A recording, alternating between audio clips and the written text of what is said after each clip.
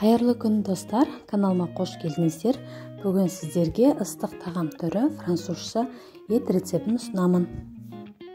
Бұл тағамымыз өте нежный болып шығу үшін ең алдымен картошкамыздан пюре жасап аламыз. Пюренің жасалу жолын бәрі біледі деп ойлаймын. Тұзды суға картошкамызды пісіріп аламыз.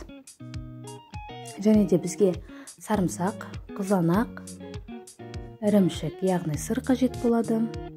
Фарш, жұмыртқа, майонез бен кетчуп, және де мен өзім дәмі ерекше болу үшін сливки мен мұздатылған бұрыш пен кабачки қосамын. Піскен картошкаларымызды пюре қылып жасаймыз, яғни езіп аламыз. Артынан сырымызды түркілап дайындап қойсаңыздар болады. Менде қызанақ, бұрыш, кабачки, олар мұздатылған түрі, яғни замороженные. Свежий түрін пайдалансаңыз да болады, еш айырмашылығы жоқ. Жасайтын ыдысымызды алып, астын жақсылап майлаймыз. Барлық керек заттарымызды төменде описание бөлімінде қалдырамын. Мөлшерлемені әркім өз қалауынша салады. Мысалы, мен 2 сарымсақ турадым, өйткені менің ыдысым сәл үлкендеу.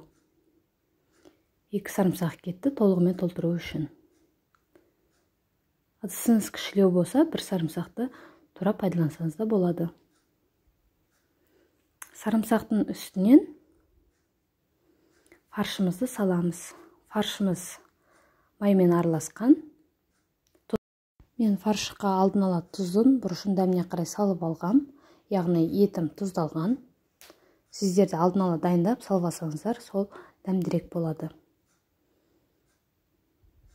Және де картошкамызға және пісірген кезде суымызға тұз салғам, яғни картошканың бетіне де тұз сеппеймін. Осылай ыдысымызды толық фаршпен жабамыз.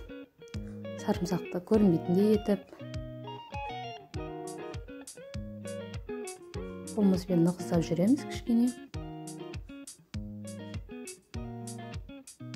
Үстінен етіміз жұмсақтау болу үшін, яғни сочныйлау, мен сливки құямын. Бар болса сүт құйсаңыздар да болады, немесе майонез жақсаңыздар да болады.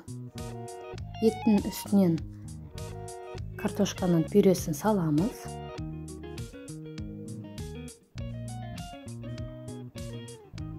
Барлығын түзетіп аламыз қасықтың көмегімен.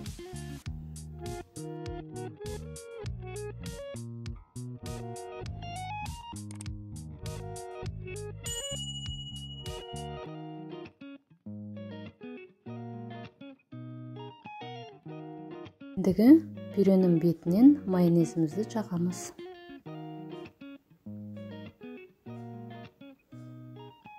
Майонездің үстінен болса кабачки мұздатылған бұрыш салсаңыздар да болады, оны өз қалауларыңыз бойынша.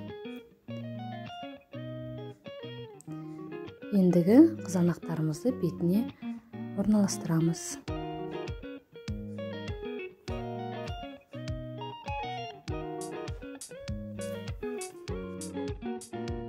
Қызанақтың үстінен кетчупымызды салып аламыз. Маған осы салафановый мешочекте ыңғайлы. Қасықпен жақпаймын. Және де 3-4 жұмыртқаны бетіне құйып аламыз. Артынан майонезбен молырақ қылып жағамыз.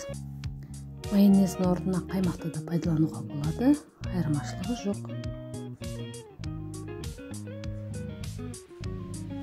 Мінекей француз етінің барлық заттарын салып, дайындап алдық.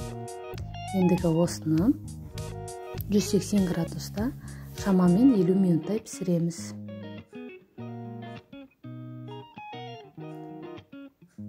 Елу минут өткен уақыттан кейін бетіне сырымызды түркіден өткен сеуіп аламыз.